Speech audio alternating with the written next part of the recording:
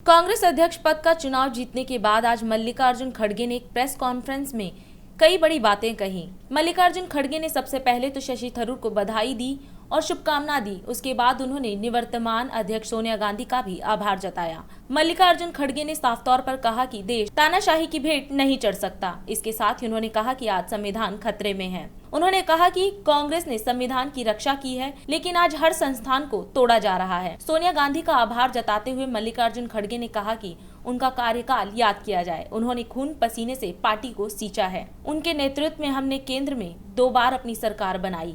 आजादी के 75 साल के इतिहास में भारतीय राष्ट्रीय कांग्रेस ने लगातार इस देश की डेमोक्रेसी को मजबूत किया और संविधान की रक्षा की। आज जब डेमोक्रेसी खतरे में है, संविधान पर हमला बोला जा रहा है और हर इंस्टीट्यूशन को तोड़ा जा रहा है, तो कांग्रेस पार्टी ने राष्ट्रीय स्तर पर ऑर्गेनाइजेशनल इलेक्शंस करवाकर देश की डेमोक्रेसी को मजबूत करने का एग्जाम्पल पेश किया है। कांग्रेस प्रेसिडेंट के चुनाव के सफल आयोजन के लिए मैं पार्टी के सभी डेलीगेट्स, सीनियर लीडर्स, वर्कर्स और जो कोई भी इस कार्यक्रम से जुड़े हैं, उन सबको मैं धन्यवाद करता हूं।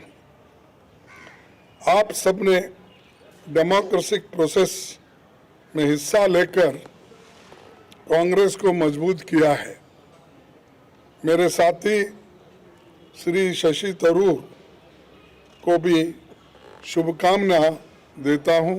एक दूसरे से हम मिलकर अपना जो आगे पार्टी को बढ़ाने का भी जो कुछ कोऑपरेशन मैंने भी पूछा और उन्होंने भी हंसते हुए, ये तो एक डेमोक्रेटिक प्रोसेस है, हमको मिल के काम करना है, ये कहा, तो इसलिए मुझे बड़ी खुशी होती है।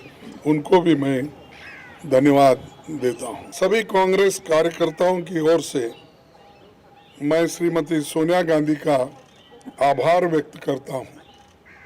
सोनिया जी ने पर्सनल सैक्रिफाइस कर 23 वर्ष तक कांग्रेस पार्टी के अपने खून पसीने से सींचा है। सोनिया जी की लीडरशिप में न केवल हमने 2 बार केंद्र में सरकार बनाई, बल्कि अनेकों राज्यों में कांग्रेस को रिवाइव किया और राज्यों में भी सरकार उन्होंने बनाई। उनका कार्यकाल इतिहास में याद रखा जाएगा, जो इतने लंबे समय तक पूरा कार्य करके पार्टी को एक शक्ति दी। आज देश में सबसे बड़ी समस्या कमरतोड़ महंगाई यानी इन्फ्लेशन, भयंकर बेरोजगारी अनएम्प्लॉयमेंट, अमीर गरीब के बीच की खाई बढ़ते जा रही है और सरकार के द्वारा देश में फैलाई जाने वाली नफरत, देश की इन समस्याओं के खिलाफ जन आंदोलन तैयार करने के लिए पूर्व कांग्रेस अध्यक्ष श्री राहुल गांधी कन्याकुमारी से कश्मीर तक 3570 किलोमीटर की यात्रा पर निकले हैं। आज पूरा देश उनके संघर्ष से जुड़ रहा है।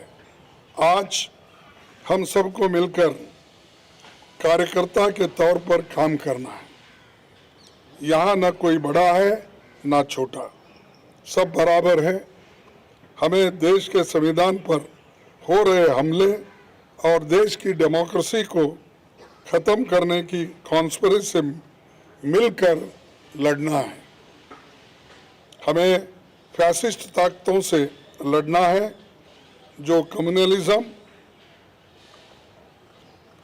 का चोला ओढ़कर डेमोक्रेटिक इंस्टीट्यूशन पर अटैक कर रहे हैं, हम संगठन को भी मजबूत करेंगे और इन चुनौतियों से भी लड़ेंगे।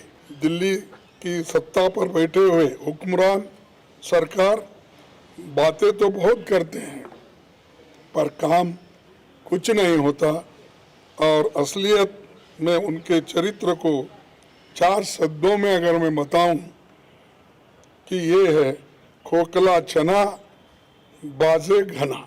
दोस्तों, हमारा मानना है कि देश एक तानाशाही की सनक की भेंट नहीं चढ़ाया जा सकता।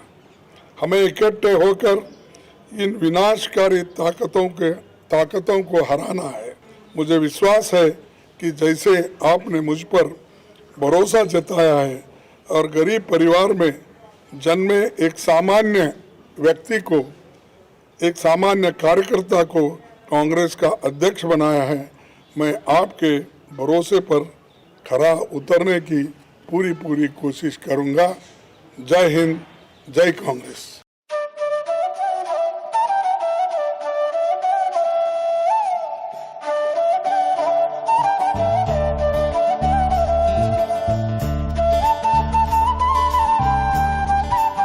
और अधिक खबरों के लिए आप हमारे YouTube चैनल दैनिक इंडिया दर्पण को अभी सब्सक्राइब करें और नोटिफिकेशन के लिए बेल आइकन को प्रेस करना ना भूलें।